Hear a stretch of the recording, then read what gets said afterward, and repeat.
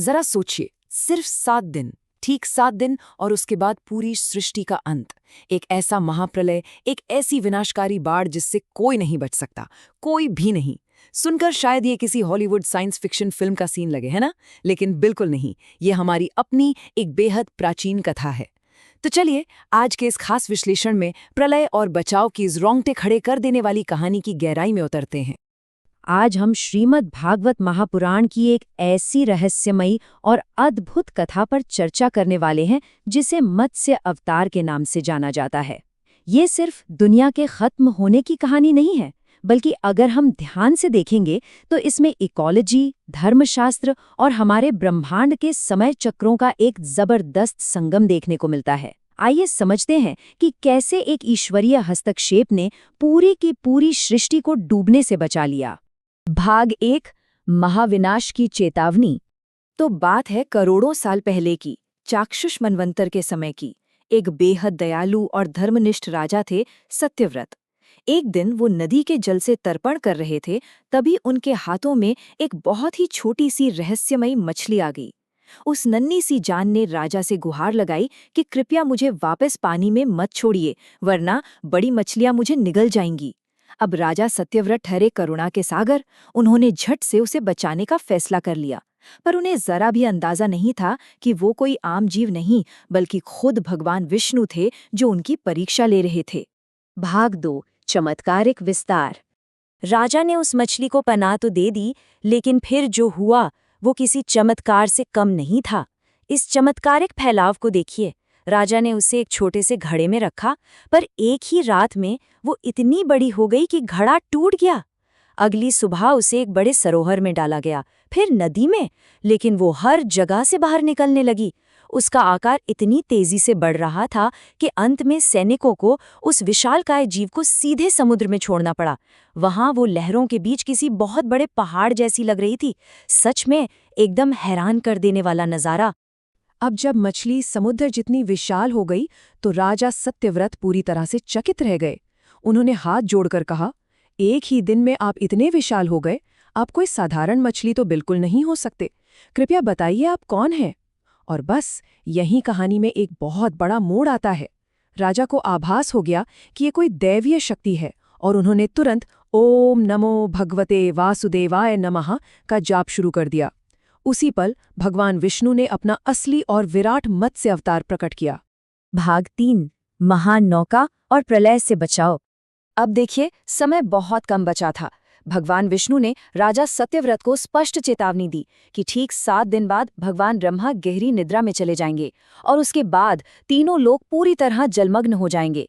पर नई दुनिया बसानी भी तो थी। इसके लिए जो चीजें जुटाई गईं, जरा उस सूची को देखिए। भगवान ने राजा को निर्देश दिया कि वो सारी औषधियां, हर एक पौधे के बीज, ज्ञान के प्रतीक, हमारे सप्तर्षि और धरती के सभी जीवों की प्रजातियां इकट्ठा करें। ये कोई छोटी बात नहीं थी, ये पूरी पृथ्वी की बायोडाइवर्सिटी को बचाने का एक ब्रह्मांडीय ब्लूप्रिंट था। और फिर वो दिन आ गया। 7 दिन पूरे हुए, ब्रह्मा जी निद्रा में गए और भयंकर महाप्रलय आ गई। पुराने वैभवशाली राज्य उन खौफनाक लहरों में डूब गए। पर इस विनाश से बचने के 3 बेहद जरूरी चरण थे। पहला, भगवान विष्णु द्वारा भेजी गई उस महान नौका पर सवार होना। दूसरा, नागराज वासुकी को एक बहुत बड़ी रस्सी की तरह इस्तेमाल करना। और तीसरा, उस नाव को नागराज वासुकी की मदद से मत्स्य अवतार के उस विशालकाय सींग से कसकर बांध देना। उन उफनती डरावनी लहरों के बीच बचने का बस यही एक आखिरी तरीका था। उस घोर अंधकार और चारों तरफ मची तबाही के बीच भगवान विष्णु के ये शब्द गूंजे, निश्चिंत रहो, मैं तुम्हारे साथ हूं।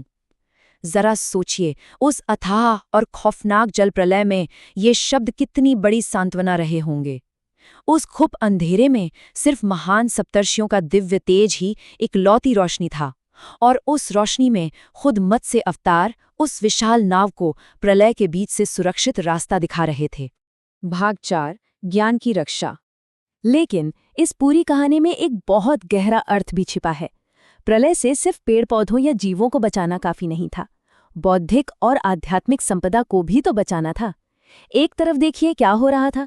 जब ब्रह्मा जी सो रहे थे तो हयग्रीव नाम के एक शक्तिशाली असुर ने उनके मुख से निकले वेदों को चुरा लिया। इससे पूरी सृष्टि अज्ञान के गहरे अंधेरे में डूब गई। वहीं दूसरी तरफ भगवान विष्णु ने वेदों की रक्षा के लिए उस असुर का अंत किया और सनातन वेदों को वापस लाकर ब्रह्मा जी को सौंप दिया। मतलब सिर्फ भौतिक शरीर का ही नहीं, बल्कि सत्य और ज्ञान का बचाव भी पूरी तरह से सुनिश्चित किया गया। भाग 5, एक नए युग का उदय। प्रलय के उस खौफनाक जल में मत्स्य अवतार के संरक्षण में एक लंबी यात्रा करने के बाद आखिरकार भगवान ब्रह्मा अपनी नींद से जागे। उनके जागते ही प्रलय का प्रभाव कम होने लगा। पानी का स्तर धीरे धीरे नीचे गया और एक बिल्कुल नई, शांत और साफ जमीन उभर कर सामने आई। वो महान नौका अब इसी नई जमीन पर आकर टिक गई थी। तबाही का वो दौर हमेशा के लिए खत्म हो चुका था और अब वक्त था नाव से बाहर आने का, जीवन के बीजों को दोबारा बोने का और एक बिल्कुल नई दुनिया बसाने का। और इस नई दुनिया में राजा सत्यव्रत को उनके असाधारण धर्म का बहुत बड़ा फल मिला। भगवान विष्णु ने उन्हें एक नई उपाधि दी, वैवस्वत मनु। सूर्यदेव के पुत्र के रूप में स्थापित होकर वो इस नए युग के आदि पुरुष बने। विष्णु जी के आशीर्वाद से अब उनके कंधों पर इस नई सृष्टि को आगे बढ़ाने की और शांतिपूर्वक रहने की महान जिम्मेदारी थी।